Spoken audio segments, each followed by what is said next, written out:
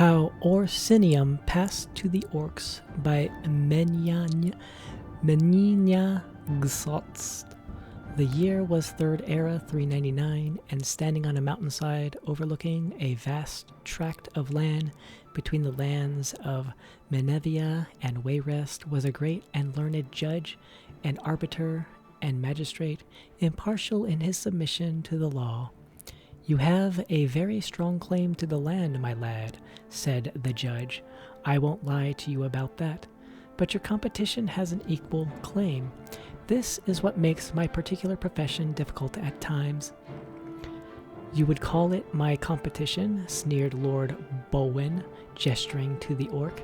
The creature, called Gortwog Gro Nagorm, looked up with baleful eyes. "He has ample documentation to make a claim on the land," the magistrate shrugged, "and the particular laws of our land do not discriminate between particular races. We had a Bosmer regency once, many generations ago." "But what if a pig or a slaughterfish turned up demanding the property? Would they have the same legal rights as I?" "If they had the proper papers, I'm afraid so," smiled the judge. "The law is very clear that if two claimants with equal titles to the property are set in deadlock, a duel must be held. Now, the rules are fairly archaic, but I've had opportunity to look them over, and I think they're still valid. The Imperial Council agrees." "What must we do?" asked the orc, his voice low and harsh, unused to the tongue of the Cyrodiils. "The first claimant, that's you, Lord Gortwog, may choose the armor and weapon of the duelists. The second claimant, that's you, Lord Bolwyn, may choose the location. If you would prefer, either or both you may choose a champion, or you may duel yourself." The Breton and the orc looked at one another, evaluating. Finally, Gortwog spoke. "The armor will be orcish, and the weapons will be common steel long swords. No enchantments, no wizardry allowed. The arena will be the central courtyard of my cousin Lord Beryl's palace in Wayrest," said Bolwyn, looking Gortwog in the eye scornfully. "None of your kind will be allowed in to witness." So it was agreed. Gortwog declared that he would fight the duel himself, and Bolwyn, who was a fairly young man in better than average condition, felt that he could not keep his honor without competing himself as well. Still, upon arriving at his cousin's palace a week before the duel was scheduled, he felt the need to practice. A suit of orcish armor was purchased, and for the first time in his life, Bolwyn wore something of tremendous weight and limited facility. Bolwyn and Beryl sparred in the courtyard In 10 minutes' time, Bolwyn had to stop. He was red-faced and out of breath from trying to move in the armor. To add to his exasperation, he had not scored one blow on his cousin, and had dozens of feinted strikes scored on him. "I don't know what to do," said Bolwyn over dinner. "Even if I knew someone who could fight properly in that beastly steel, I couldn't possibly send in a champion to battle Gortwog." Beryl commiserated. As the servants cleared the plates, Bolwyn stood up in his seat and pointed at one of them. "You didn't tell me you had an orc in your household." "Sir," whined the elderly specimen, turning to Lord Beryl, certain that he caused offense somehow.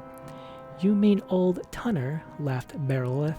"He's been with my house for ages. Would you like him to give you training on how to move in orcish armor?" "Would you like me to?" asked Tunner, obsequiously. Unknown to Beryl, but known to him now, his servant had once ridden with the legendary Cursed Legion of High Rock. He not only knew how to fight in orcish armor himself, but he had acted as trainer to other orcs before retiring into domestic service. Desperate, Bolwyn immediately engaged him as his full-time trainer. "You try too hard, sir," said the orc on their first day in the arena. "It is easy to strain yourself in heavy mail. The joints are just so to let you to bend with only a little effort. If you fight against the joints, you won't have any strength to fight your foe." Bolwyn tried to follow Tunner's instructions, But he quickly grew frustrated, and the more frustrated he got, the more intensity he put into his work, which tired him out even quicker.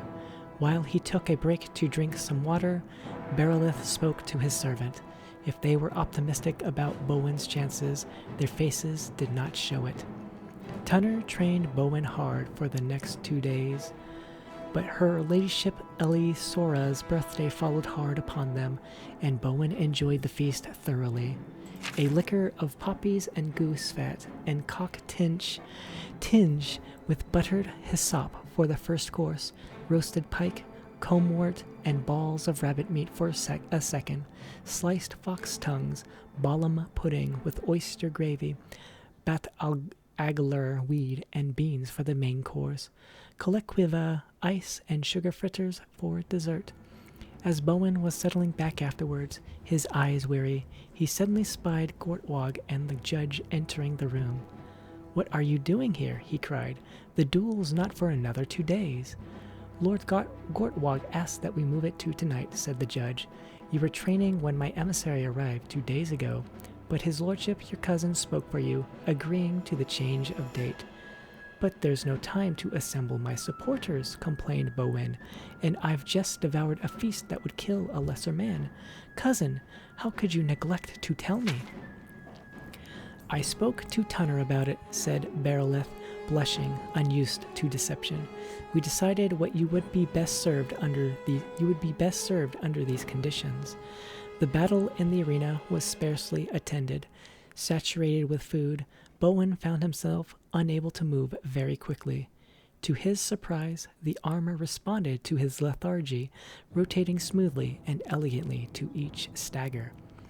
The more he successfully maneuvered, the more he allowed his mind and not his body to control his defensive and offensive actions. For the first time in his life, Bowen saw what it was to look through the helmet of an orc. Of course, he lost, and rather badly, if scores had been tabulated. Gortwog was a master of such battle. But Bowen fought on for more than 3 hours before the judge reluctantly called a winner. "I will name the land Orsinium, after the land of my fathers," said the victor.